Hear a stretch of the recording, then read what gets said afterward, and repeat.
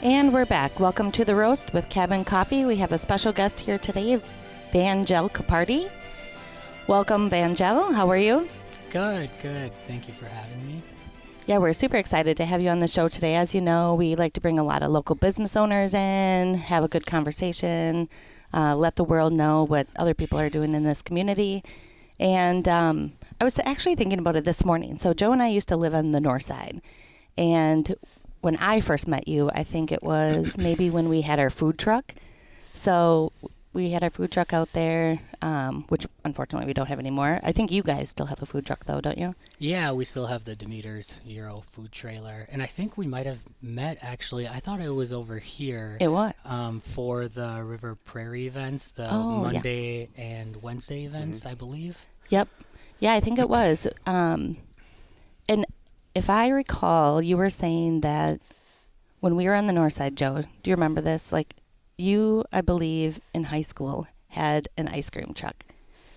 Ice cream cart. Oh, ice cream cart. His own business, entrepreneur in high school, and Yeah. he lived about a block away from North High School, and I think that's the first time I actually met you when I think about it. Yeah, I'm going way so back here. Way back. We currently still have it. We just don't operate it. Okay. It's the Trike Treats. It's Oh. a tricycle that we sell packaged ice cream out of. That actually began in the development of that business began in high school. I was in marketing and as well as DECA, and at North we have something called DECA Mall, where students that are in marketing can develop like a little business plan and then operate that business plan. And ours was ice cream. So, Who doesn't love ice cream? I yeah. mean, what a good business. Yeah, we worked with 9 Degrees, and they also sell ice cream out of a tricycle. Okay. So they gave us their entire trike, and then we sold scooped ice cream out of that. And then after that, I was like, this is a good idea. So I talked with Paul, the owner of 9 Degrees, and he kind of like guided me through the steps, and then I started my own. And the reason why I bring that up is because I feel like you are such a good entrepreneur and you have your hands in a lot of things. So I kind of wanted to bring it back for a second, but give us the story. Like, give us your story. When did you move to Eau Claire? Kind of what do you have going on now? Yeah, so we moved in Eau Claire back in 2001. Let's see. So when I was young, I kind of watched my parents. Well, everybody watches their parents grow up, but I also noticed that my parents were very hard workers. Mm-hmm. I mean, they were both working 2 jobs, saving as much money as they could, and they always used to talk about owning like a little restaurant or a coffee shop. And after I kind of got out of high school, I started thinking to myself, if they just put that effort into something that's theirs, Mm-hmm. it would be successful. Because if you can put that kind of time, dedication into something, after a certain point, it will be successful. So then we started talking, and I was like, I think we can do this. After Googling a bunch, I was like, let's open up a little restaurant. And then we did that with Dhimiters.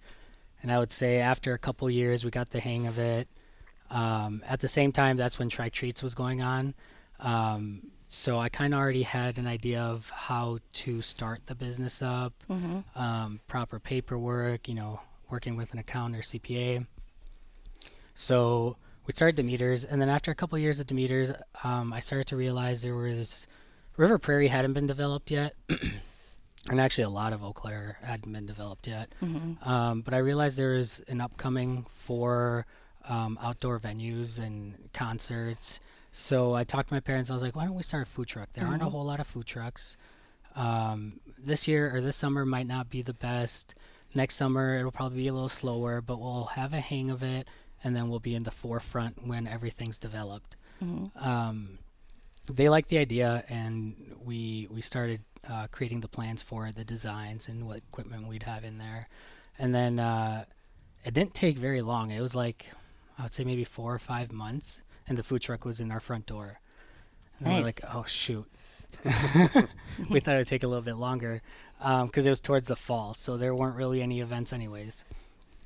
So we would work with like different companies where we'd bring it to them, and then we'd stay there all day, make like $300, and I was like, oh, this is great. And then after doing it, then following summer, I was like, oh man, did we just waste all this money? And then the following summer after that, River Prairie was open. Volume 1 started hosting Food Truck Fridays and a bunch of other events, and I mean, we were out there, I would say 6 days a week. Sometimes we'd be doing double days. I don't know of an event that you weren't. Now that I think of it, Yeah. every single one that we were at, I feel like you were. I would say that third summer, I guess it'd really be 2 summers because that first summer didn't count. But that third summer we did, I think it was like almost 200 events, and that's between June and August. There was a couple events in September, but I didn't really consider that a big draw. But yeah, and then it was 200 events that summer, and then we did more the following summer, and then after that we kind of got smart about it and realized, okay, well, we're spending a lot of money on staff.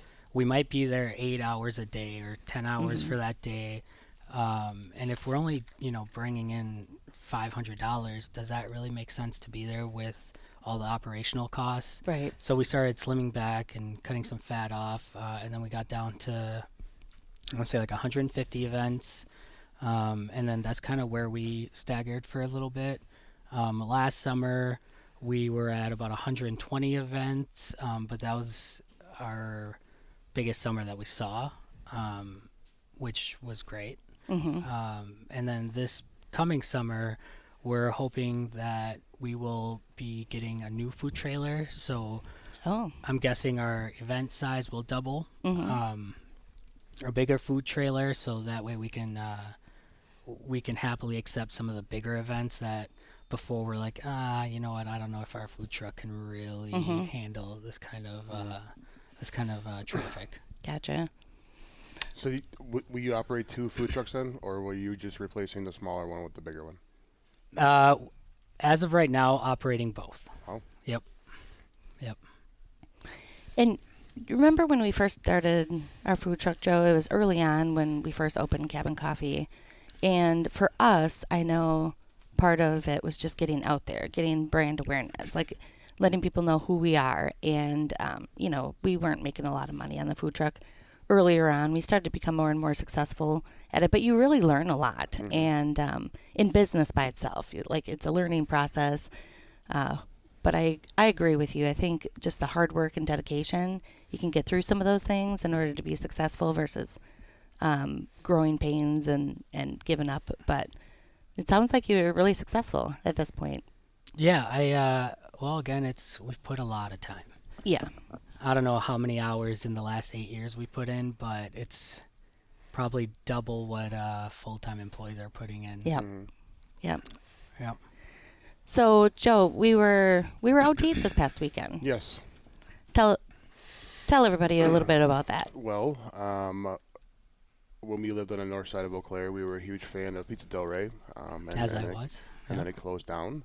And we went to Pizza Del Rey with the family yesterday and had a delightful meal. And knowing that you are the owner of Pizza Del Rey, why don't you talk me through that decision that once it was closed, you wanted to reopen it, what potential you saw in it, and how it's going so far? Yeah. So it's funny that you said that. One of my staff texted me yesterday, and they're like, hey, we have this huge obnoxious dude here. The wife seems pretty nice, but we're going to have to get rid of this guy. I said, kick him out, charge him double. Yeah, that's a great question. So when Pizza Del Rey closed, we actually didn't purchase it. It was almost like a year after. But around that time is when we were beginning to restructure our business. So Dhimiters' parent company owning Pizza Del Rey. Dhimiters was in the mall along with and we had the food truck. But we were kind of operating through a lease structure. Mm-hmm. And after 7 years of operating it, I started to realize that's not the best way to go. We want to be established. We need a good foundation. We need to own some assets. Mm-hmm. So we decided, my family and I decided, why don't we start looking around? Let's buy an establishment or build one if we have to, in a decent location. And I would say like 3 months in, my mom was driving somewhere and past Pizza Del Rey, and there was a sign, and she called me. She's like, "Hey, Pizza Del Rey's for sale." Now, growing up, we lived probably like 4 blocks from Pizza Del Rey.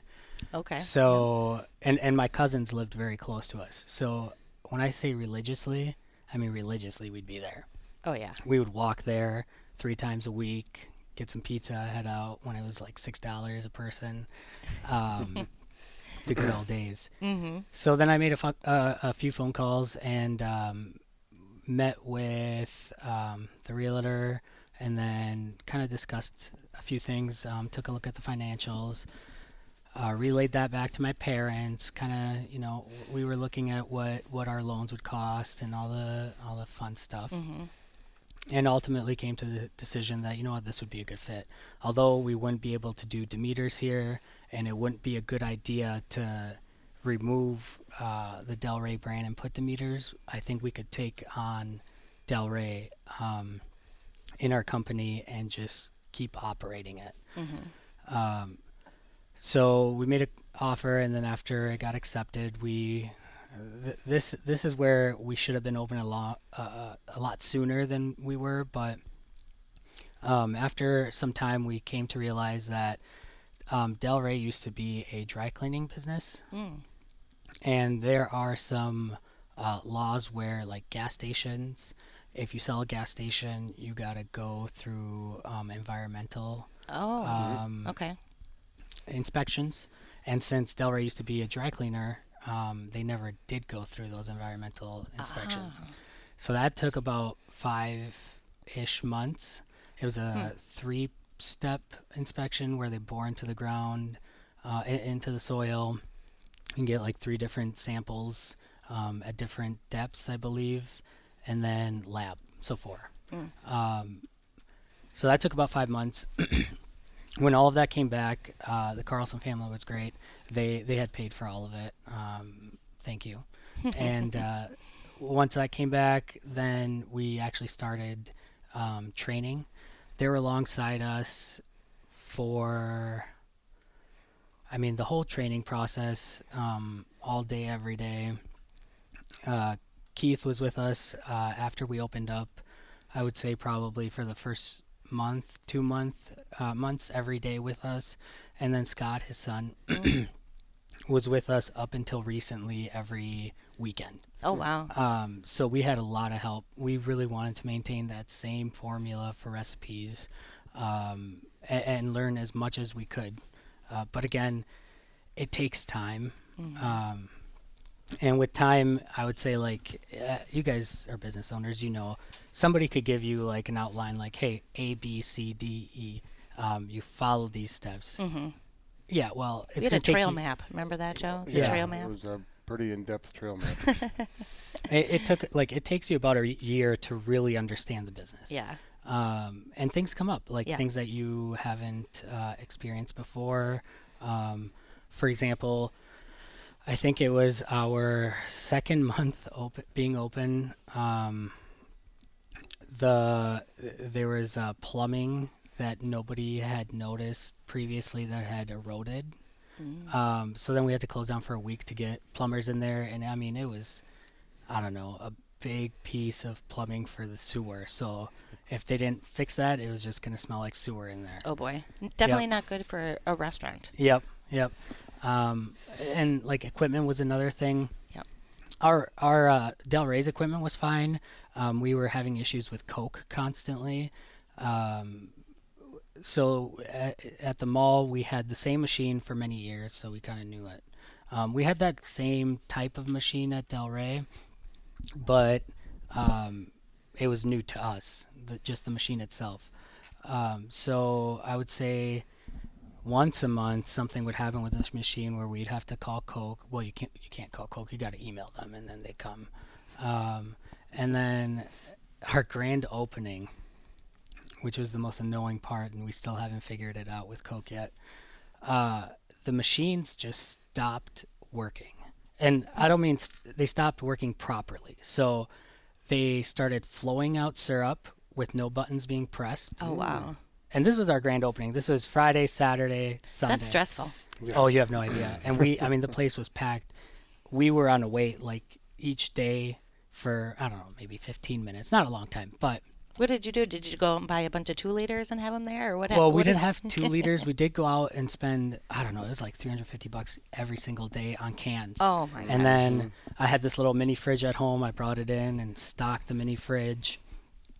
And then customers were just grabbing it out of the mini fridge, which wasn't terrible. The part that was a huge nuisance was now every like 20 minutes, a staff member, I think it was either myself or my mother, had to go out with like a can, like a bucket, to catch the liquid coming out of the machine. Wow. Go in the back, dump it out. And now just remember, there's a ton of people in there. Right. And all of our staff are in the back working or up front working. So you're trying to make pizzas, refilling the salad bar, trying to have a good customer service because there's a million people in the store, and your soda thing is leaking. Yep. all And then over. we unplugged it. We did everything. I sat there probably for 30 minutes calling every single Coke number that I could find. Coke was closed on the weekends, or is closed on the weekends.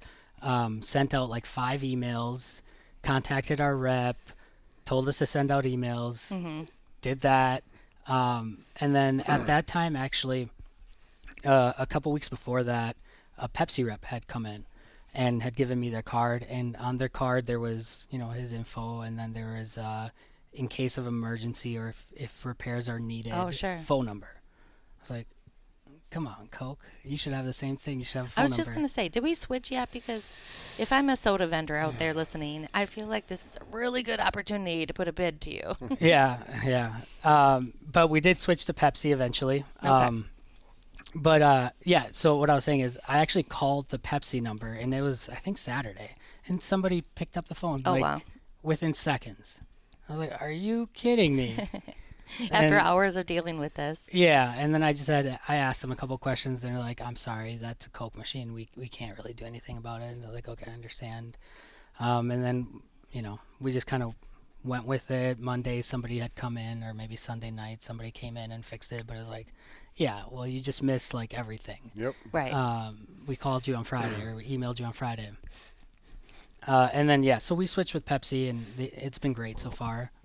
They're really attentive. So then we just continued, and after a while we kind of got the hang of Del Rey, and we wanted to start doing some fun things with it. So Thanksgiving, we did a Thanksgiving brunch lunch, which was really successful. And then we started thinking that maybe we could offer like a buffet brunch normally on a certain day, and we thought Sundays would be a good day, so we tested it out. The first day it was okay, and then we're like, well, we'll just have to keep doing it until people find out about it. And then as we continued, we realized, okay, every single week we're up like 25% in traffic, people walking in, and it's been like that since we've started it. It's been about 2 months, and I think we're very happy with the decision. We'll continue to do it. I have to say, Bill was super excited about the breakfast. So when we went there, it was kind of in that middle of, you still had the breakfast brunch open, and then you had the pizza. So I feel like all of us walked away super happy and super full. But it was pretty amazing. Yeah, and it was just like I remembered it from all those years ago. So it was. You guys have done a great job, I think, maintain the integrity of Pizza Del Rey, as well as keeping the recipes and doing a couple spin on your own. But I think the bones of it is ultimately a really good product, and I thoroughly enjoyed myself. And I promise you, yesterday you lost money on me. Joe ate you out of pizza. We'll always accept that challenge. It is the one place Joe and I can agree on, though, because I personally love the salad bar. The salad bar is my favorite salad bar that I've ever had. And so when we talk about going out to eat, I'm happy because I get the salad bar and then a side of really good pizza. But, obviously Joe has his mound of pizza on his Yeah. plate. That's the way to do it. Yep. I don't waste the space for salad. I try to make up for it. I don't eat as much pizza, I'm but not anti-salad. I enjoy salad, but if I'm going to Pizza Del Rey, I have one thing on my mind, and that's it. And I couldn't drive from when we actually had everybody load up in the vehicle and ready to go. It seemed like forever to get to Pizza Del Rey from my house. he had a little road rage. Yeah, a little bit. I won't lie. He was in a hurry to get pizza, and everybody was in his way, Absolutely. apparently, because he couldn't be more excited to get to that buffet. You do not stand between a man and his pizza. No, you sorry. can't. You just don't. Let me ask you guys: are you guys more of thick crust or thin crust? Oh, thin all the way. Thin. The thin Thin? crust you have there, hands down. That's what I'm. I am as well. I never actually really ate. Pizza Del Rey actually was my favorite pizza spot before we purchased it. And I never really ate thick crust pizza because I really like to savor like the sauce, Right, the flavor. sauce, the Yeah, toppings. Yeah. Yeah. How about this? Do you guys like pineapple, like Hawaiian pizza? Ooh, that's a no-go for us. But It's a hard no. No. we saw your mom brought it out. mom- She Yeah. brought some pineapple pizza. People flocked over there. We were not one of them, but people love it. I don't understand it. Warm pineapple on pizza doesn't do it for me, but people love it. I never really liked it.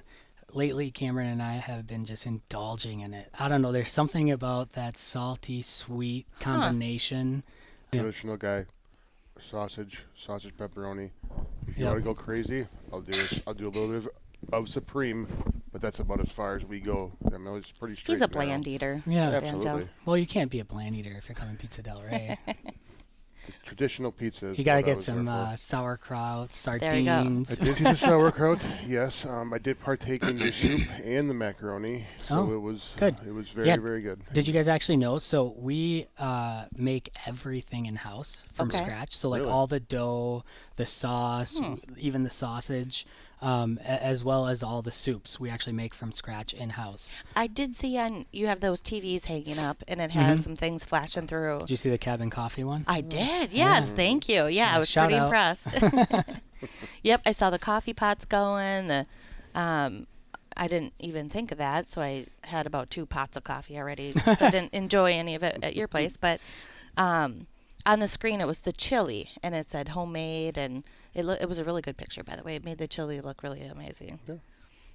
Yeah. So yeah, we So enjoyed are ourselves. these recipes that you've had to do trial and error? Is this recipes that are handed down from the family, or is this something like what made you focus your concentration on the homemade and the quality of your product? So 90% of the recipes I would say were from the previous family, mainly the pizzas. A lot of the soups as well. Some of the soups they were pre-made, so we just did a simple Google search on how to make them homemade because we already have everything there, and then we just switched it over and started making it ourselves. I don't think you find that anymore. No. Like I can't think of a place that makes everything homemade. Like Yeah, you even guys. our croutons are made in house, Oh really? which is wow. crazy. Yeah. Yeah, that is pretty. You know, we nuts. can take our leftover bagels and make croutons with them. Oh yeah, bring them over. We might have to. bagel to. chips. Yeah. Bagel chips. There we go. Yeah. But other than that, I would say that. A lot of our meat is fresh too. So like our sausage comes from Chippewa, from Sukups, and then we just add all of our ingredients. Okay. Same with the pepperoni comes elsewhere, but it's also fresh, and the beef as well. So like I like to watch what I eat, but I never feel bad when I just take down like a 14. Now I could probably take down 2 large pizzas there. That's a little too much for me. But like eating just a medium pizza, just I don't feel bad at all.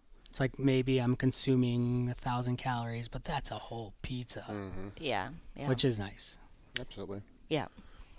Pizza was amazing, just like I remembered, fabulous, and I think it's important, just how you're so locally driven to keep things locally sourced. Obviously, Cabin Coffee, one of them, and you're going to Chippewa for your meat source, and then everything's homemade.